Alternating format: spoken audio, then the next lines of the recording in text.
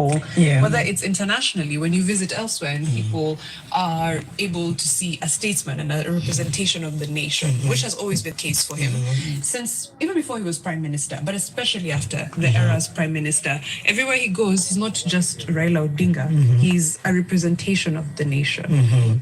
Somebody has reflected very well. From prison cells to parliament, from Kibaki Tosha to the 2010 constitution, he turned protest into policy and dissent into direction. Threading that, prison to parliament to constitution to Kibaki Tosha. So at every juncture, his name and legacy is very much imprinted in that. Yeah. Do you think he was misunderstood, especially by the young people? Towards the end, yes. Yeah. Like, you know, especially the kind of the emotion that accompanied his handshake with President William Ruto since last year. It's like he was misunderstood by many. And I feel that that's part of the reason why, unlike the handshake with Uhuru, where he was not explaining himself, this time, every opportunity that Raila got, he was seeking to explain himself, that this is what we've done. This is exactly what is going on. This is what we have done here. This is, you know, I had to do this because we needed to hold our country together. He kept repeating, we need to have a dialogue, and he was calling it the conclave. You know, we need to have this conclave, and so on and so forth. Let's cross over though to Bondo now, where Ibrahim Karanja is there, and he's seeing exactly what's happening, the emotion of the people in Bondo, the you know, how they are receiving this news. Ibrahim Karanja in Bondo, just tell us, what are people saying? What are they hearing? What are you hearing from the people? What exactly are they saying? You know, right there as the people talk.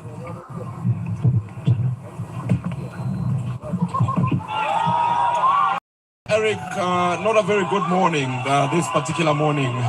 We are live from Bondo town. This is in Siaya County. And we had come to the county of Siaya to cover the Siaya Trade and Investments Conference that was to happen in Siaya town. But up until that time, when this news broke, we made our way to Bondo because this is the home of former Prime Minister, the late Raila Amolo Odinga.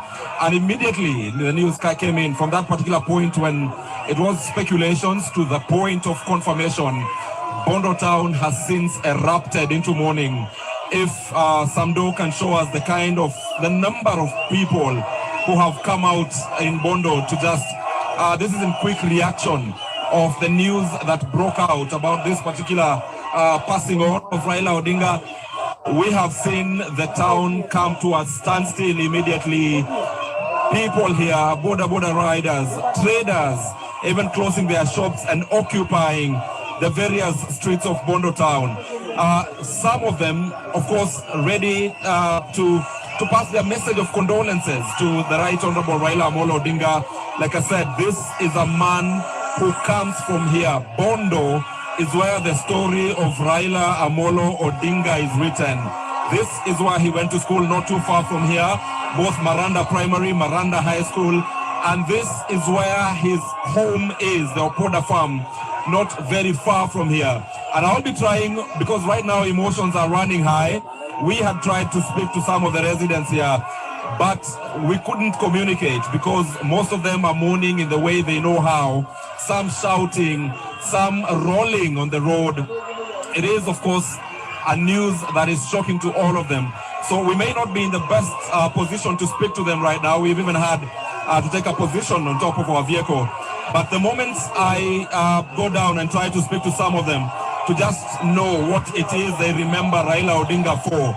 And interestingly, even here, at this particular moment, we've seen this take a political turn. Within moments of Raila Odinga's passing on, breaking to the people of Bondo, we've seen some people try to shout using political chants, and those are things we shall be explaining later to our viewers. But it is going to be very, very long days for the country at large and for Siaya County in particular, and especially Bondo, because like I said, this is a spiritual home, if I can use such words, spiritual home for Raila Amolo Odinga. Every other time one would want to speak about the origin of Raila Amolo Odinga, then they would speak from here.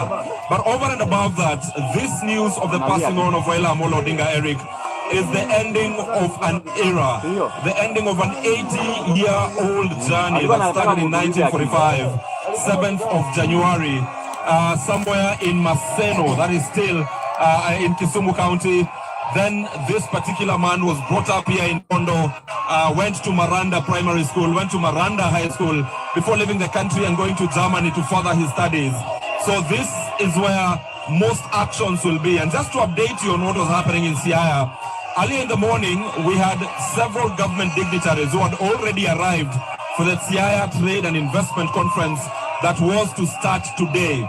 And this is a project that Raila Odinga himself, according to the leadership of Siaya County, Raila Odinga was passionate about to see that particular trade and investments conference happen. And the big question will be whether that particular conference will be ongoing. I've spoken to a couple of people who are suggesting that it is important to proceed with the conference in honor of Raila Odinga, since this is what he would have wanted.